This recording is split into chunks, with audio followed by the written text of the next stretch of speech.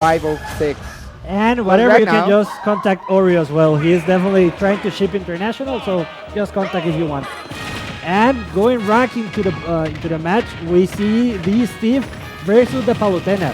As we said before, Benja plays a bunch of characters, all the range. I mean, we've seen Lucina, we've seen DI. He also has a very solid Palutena, which I believe is the one that gives him the most. He feels the most comfortable with against this matchup. So, yeah, very excited to see what Benja is planning, and I know he's been working really hard against the Steve due to the fact that we don't have much here in Costa Rica. Let's see how he's going to do it. Yeah, because he's got all kinds of characters. We saw a lot of Icus, which critically was able to get him into the bracket in the first place, eliminating, if I'm not mistaken, Charlie with the Paramithra to get into the top. Palutena is new to me. I have not seen later on, but Palutena, one of those better characters for dealing with Steve, and is generally keeping Haunter at bay, but a mild disadvantage, and the back air will seal your fate. yeah, in Costa Rica here in the metagame on the early years of Ultimate, we used to say that Palutena is Costa Rica's main because a lot of great players had a lot of success with the character. Right now, I think Benja in this precise matchup against, I don't know if Hunter or Romeo, he pulled up the Palutena as well, did he? And it was like, it managed to get the stocks enough to give the advantage to Morsa's team. Yeah, and something that I was actually talking with Shinemark before was the fact that Hunter plays very different Steve.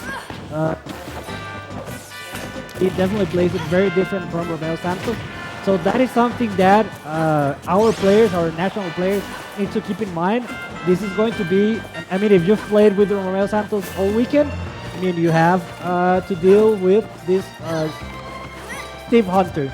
So, but if you have not seen Haunter play over the course of the weekend, this is like the most iconic layout for his resources. Like, the bar is almost empty, but he's got Diamond and he's got the stock lead anyway. This is the Steve who kind of has resources on deck the least, but it's still a veteran player and an excellent combo game. Always gets the nils down. So, to generally, the resources being down low isn't generally that big of a deficit unless you're completely out of iron, which currently is the situation.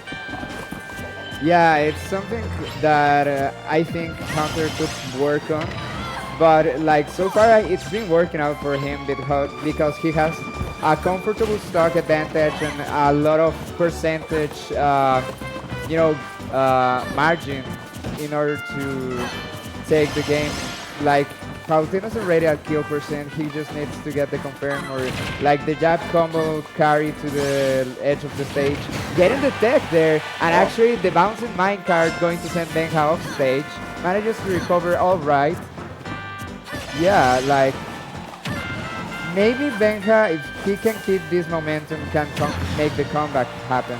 Right now he's been getting a lot of good hits, but you know, you cannot ever count off the Steve with the diamond tools, especially. I actually felt, or I think I saw that Hunter was able to reverse without having resources to reverse his neutral B, and that sort of mixed up his landing, and he was able just to find that backer. And that was game number 1. Let's see the counter picks from Benja. He's sticking with the Palutena. Let's see. With Palutena, it's one where I feel like if you're going to switch characters, you're probably more likely to go Pyramithra than you would be to your Ike, which is, I think, what Benja considers to be the main overall. But Palutena was going plenty close enough, so it's worth another go against Haunter, who is currently on the retreat. Was he trying to build a block? That is a good question. Right now, he's getting rid of the dirt that he has in the inventory really quickly. In this stage, you really cannot mine for dirt. So we are going to see a lot of rock, a lot of iron. But like, as you were mentioning before, Hunter is not the kind of player who has the inventory full. He always have a lot of empty space there.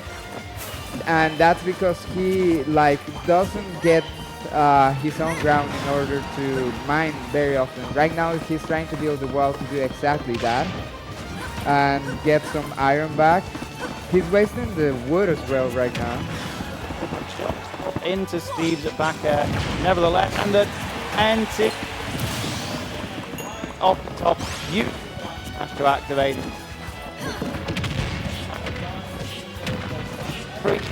Use it for the goal tools for right now.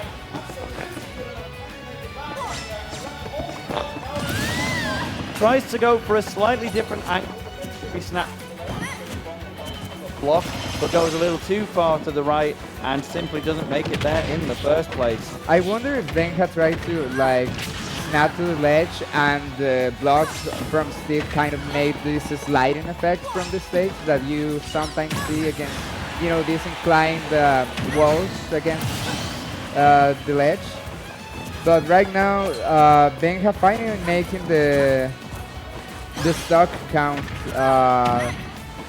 Finding the back air up there is definitely going to do it. I mean, there is some very old smash kill, and it's always a reliable tool for you to get. However, this stock lead looks a little bit hard for Benja. Let's see if he has what it takes to go 2 stocks with a difficulty against Steve, but there he finds it, and now he's on a 2-0 on Hunter's favor.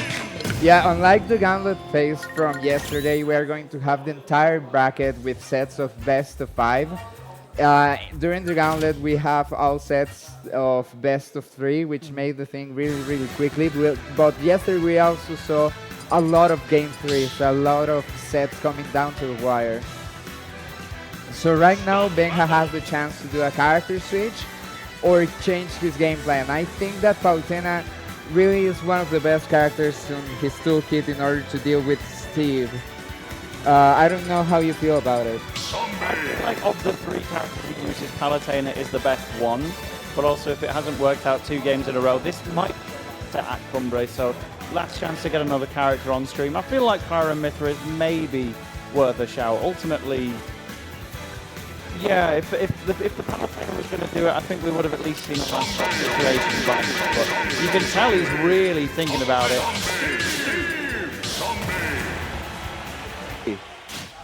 Yeah, Palutena has a good running speed. He could try and get closer to Steve and try to suffocate him, try to prevent him from getting too many resources. But right now the approach was not careful enough. Hunter manages to get the first couple of hits with an uphill combo.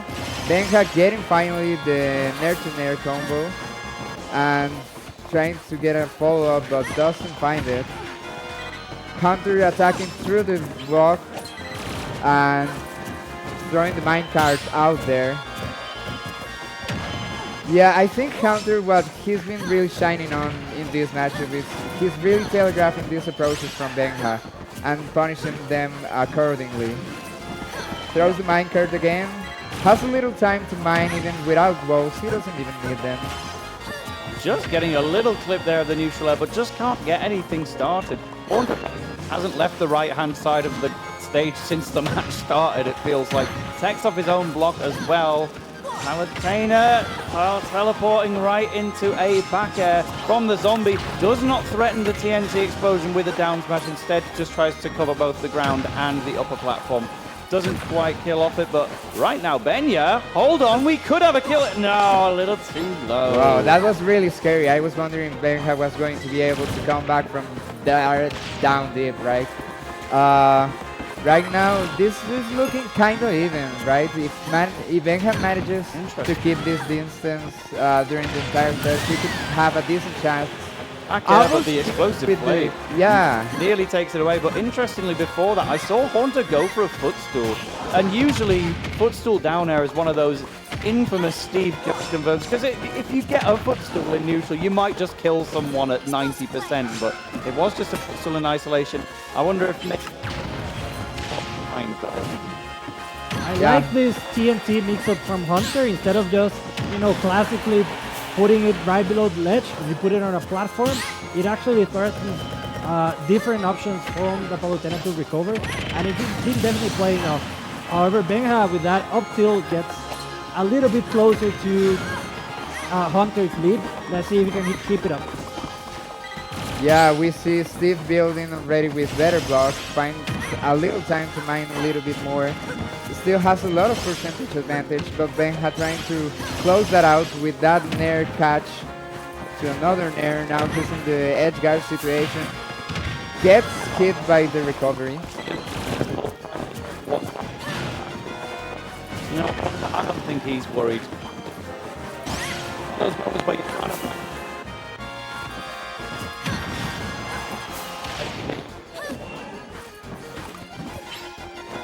from Benja, that would have set up potential.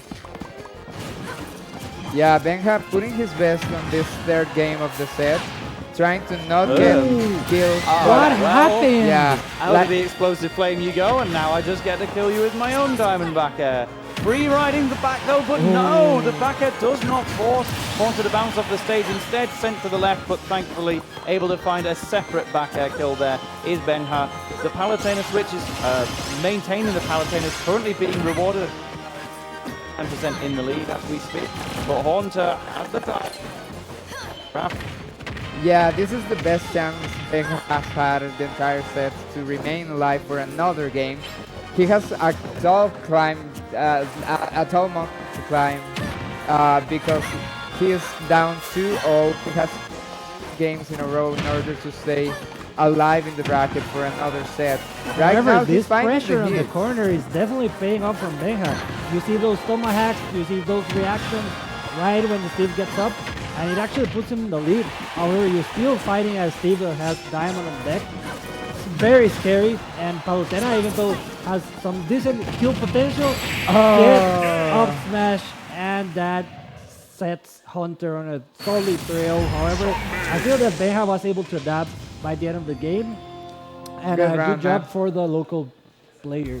Yeah, totally a solid effort from Benja. Stuck tried and true to the Palutena and was getting rewarded for it. Like, I really enjoyed the Palutena as that advanced, learning more and more about how to deal with zombies, traps. Indeed, wasn't going to fall into like a footstool down air or a TNT kill towards the end, but that up smash, it's in a world of its own. For sure, like it's so good to catch people whenever they are caught by the minecart, as happened right here. Like that minecart is so tricky to navigate around. That's one of the key components I think you have to take into consideration when you're assembling your game plan against Steve. How and when you can challenge that minecart. How good is your